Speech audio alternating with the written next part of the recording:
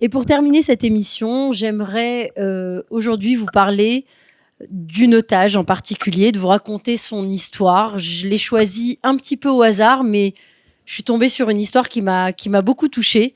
Je vais vous raconter aujourd'hui l'histoire de Nili Margalit. Alors j'ai choisi de parler d'elle parce que justement, on n'en parle pas beaucoup de Nili Margalit.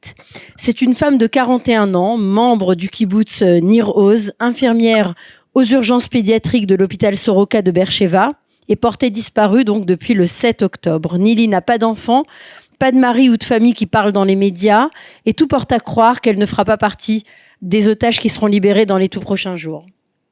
Le 7 octobre, on estime que Nili a dû être enlevée par les barbares du Hamas vers 9h du matin.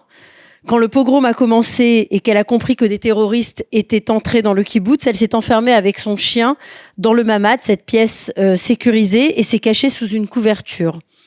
On ne peut qu'imaginer la terreur que Nili a dû ressentir au moment où elle a entendu les terroristes rentrer chez elle et pire encore, ouvrir la porte du mamad. Nili a été emmenée de force par les barbares pendant qu'autour d'elle, les maisons du kibboutz brûlaient et que ses amis gisaient morts dans les rues. Le père de Nili vivait tout près et pour autant que l'on sache, il a dû être assassiné et son corps emmené à Gaza, mais rien n'est certain. Pour le sort de Nili aussi, rien n'était certain. Sa maison avait été incendiée et elle restait introuvable, mais rien n'était certain.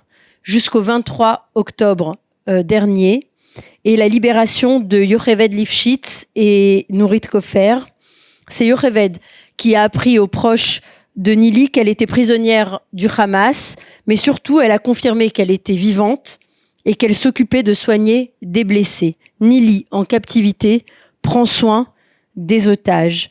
Après ses études d'infirmière, Nili a travaillé au service pédiatrique de l'hôpital Ichilov à Tel Aviv et au bout de 5 ans, elle a décidé de retourner vivre dans son kibboutz, dans sa maison, à Nir Oz, et travailler depuis plusieurs années déjà à l'hôpital donc Soroka de Beersheva, aux urgences pédiatriques.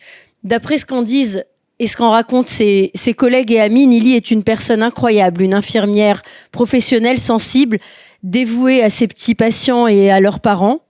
Et d'après ce qu'a raconté Yocheved Lifshitz, elles ont raison, puisque même en captivité, Nili trouve la force de prendre soin des autres.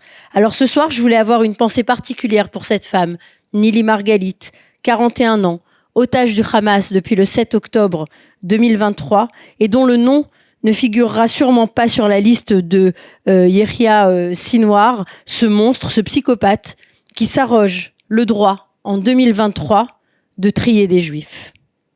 Voilà, je vous remercie. Ça me tenait à cœur de parler de Nili Margalit ce soir.